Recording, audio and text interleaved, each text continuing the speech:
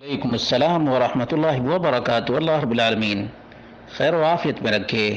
سوال تو واقعتاً بڑا ہی اہم ہے اور بارہا اس قسم کے سوالات کیے جاتے ہیں کہ جب انڈیا یا پاکستان یا بنگلہ دیش سے عمرہ کرنے کے لیے آئے تو احرام باندھ کر آئے تھے۔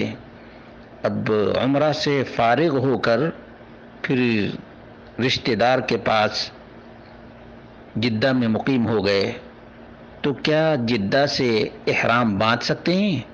اس کا جواب شیخ ابن باز رحمہ اللہ نے واضح طور سے دیا ہے کہ جب پہلی دفعہ عمرہ کرنے کے لیے آیا تو شرعی طریقے سے میقات سے احرام باندھ کر عمرہ کیا ہے، اور اب چونکہ جدہ میں یا میقات کے حدود میں مقیم ہے تو جہاں وہ مقیم ہے وہیں سے احرام باندھے گا۔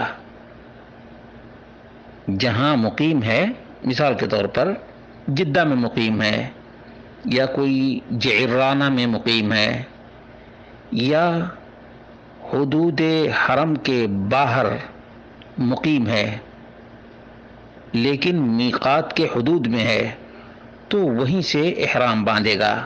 اس اعتبار سے دیکھا جائے تو چونکہ ایک مرتبہ میقات سے احرام باندھ کر عمرہ کر چکے ہیں اور اب جدہ آ چکے ہیں، جدہ سے سفر کر کے پھر عمرہ کرنا چاہتے ہیں تو جہاں مقیم ہیں وہیں سے احرام باندھ سکتے ہیں۔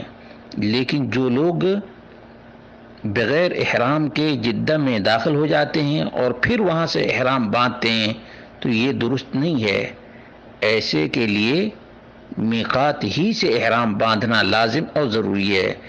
لیکن کوئی ایک عمرہ کر چکا ہو اور میقات سے احرام باندھ کر عمرہ کیا ہو، پھر اپنے قریبی کے پاس، رشتہ دار کے پاس مقیم ہو جائے تو جہاں مقیم ہے وہیں سے احرام باندھے گا۔ واللہ اعلم بالصواب۔